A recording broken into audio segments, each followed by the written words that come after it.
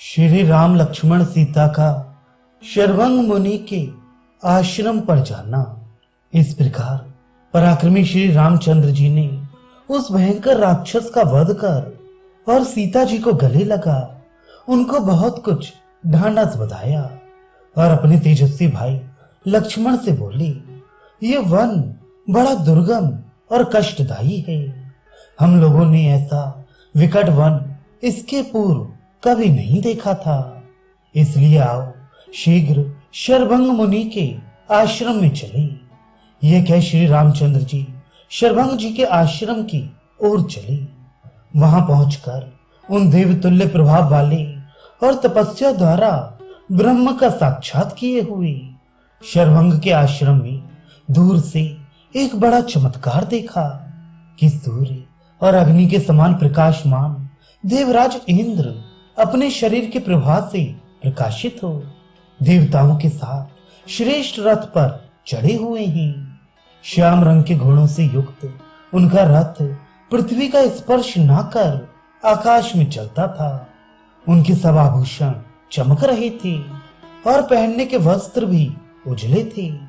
श्री रामचंद्र जी ने दूर से देखा कि उनके मस्तक पर मध्याह्न के सूर्य के समान सफेद मेघ के तुल्य चंद्रमंडल के सदृश विमल छत्र जो चित्र विचित्र मालाओं से सुशोभित था लगा हुआ है।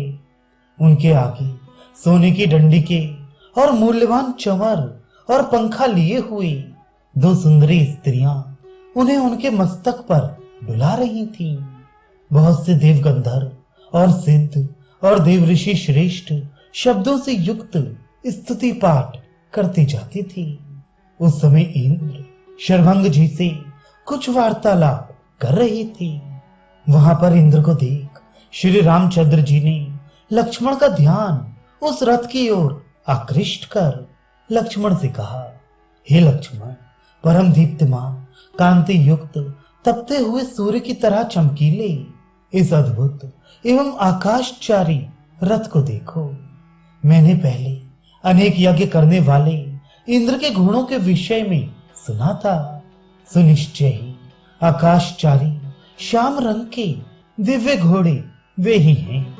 हे पुरुष देव, इस रथ के चारों ओर जो सैकड़ों युवा पुरुष कानों में कुंडल पहने, कमर में तलवार बांधे, विशाल वक्ष स्थल और विशाल भुजा वाले लाल पोशाक पहने हुए, व्याघ्र के समान दुर्दृश्य और गले में अग्नि तुल्य हार पहने हुए हैं, सबके सब 25 वर्ष की उम्र के जान पड़ते हैं। हे पुरुष देव, देवताओं की उम्र और सौंदर्य निश्चय ही सदा ऐसा ही बना रहता है जैसे कि ये अब दिख पड़ते हैं। हे लक्ष्मण, जब तक मैं जाकर ये जान लूं कि बैठा हुआ द्युतिमान पुरुष कौन है, तब तक तुम मुहूर्त भर सीता जी के साथ यहीं खड़े रहो। लक्ष्मण जी से ये कहे कि तुम यहीं खड़े रहो। श्री रामचंद्र जी शरभंग जी के आश्रम की ओर बढ़े। शचीपति इंद्र ने श्री राम को आते देख शरभंग से विदा मांगी और देवताओं से गुप्त रीत से ये बोले, देखो श्री रामचंद्र इधर ही चले आ रहे हैं, सो उनको मुझसे बातचीत करने का अवसर न देकर उनके यहाँ पहुंचने के पूर्व ही यहाँ से हमें अन्यत्र ले चलो, जिसे वे हमें देख भी ना पाए। अभी इनको ऐसा बड़ा दुष्कर कार्य करना है जो दूसरों से हो ही नहीं सकता। जब ये थोड़े दिनों बाद राक्षसों को जीतकर कृतकार्य होंगे, तब मैं इनके दर्शन करूंगा। उस कार्य को कर चुकने पर ही ये मुझे देख सकेंगे। तदनंतर इंद्र महर्षि शरभंग से विदा मांग और उनका विशेष सम्मान कर घोड़े जुते हुए रथ में बैठ स्वर्ग को चले गए। इंद्र के जाने के बाद श्री रामचंद्र जी सीता और लक्ष्मण सहित अग्निहोत्र में बैठे हुए शरभंग जी के पास गए और श्री रामचंद्र, सीता तथा लक्ष्मण ने उनके चरण छुए। शरभंग ने उनके टिकने के लिए स्थान बतलाया और भोजन के लिए निमंत्रण दिया। तदनंतर श्री रामचंद्र जी ने वहां इंद्र के आने का कारण पूछा। शरभंग ने सब वृतांत कह सुनाया। शरभंग ने कहा, हे राम, ये वरदाता इंद्र मुझे ब्रह्मलोक में ले जाने के लिए आए थे।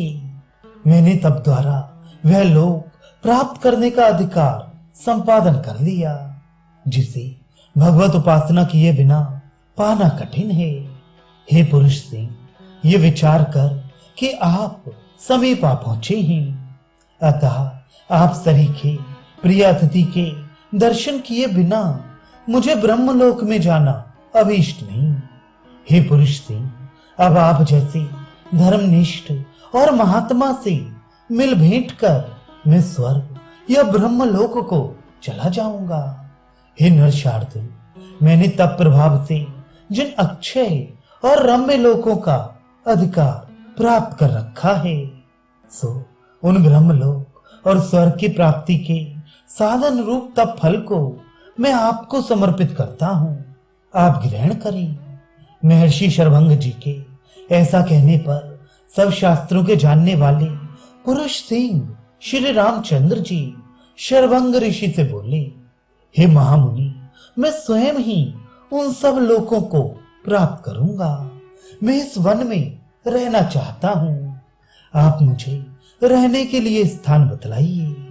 इंद्र के समान बलवान श्री रामचंद्र जी ने जब इस प्रकार कहा, तब महाप्राज्ञ शरभंग जी फिर बोले, हे राम, इस वन में महातेजस्वी और धर्मात्मा सुतीक्ष्ण नामक एक ऋषि रहते हैं। वे धर्मात्मा ही आपका कल्याण करेंगे। आप उनके पवित्र आश्रम में जाइए। वे आपको रहने के लिए कोई रम्य स्थान इस वन प्रांत में बतला देंगे। उनके आश्रम में पहुंचने के लिए हे राम, आप इस मंदाकिनी के बहाव को धर उसके किनारे किनारे चले जाएं।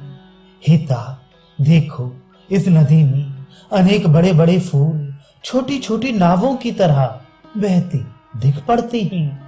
इनको देखते हुए आप चली जाएं। मैंने आपको रास्ता बता दिया, किंतु 2 घड़ी मेरी हो आप देखते रहिए या दर्शन दें।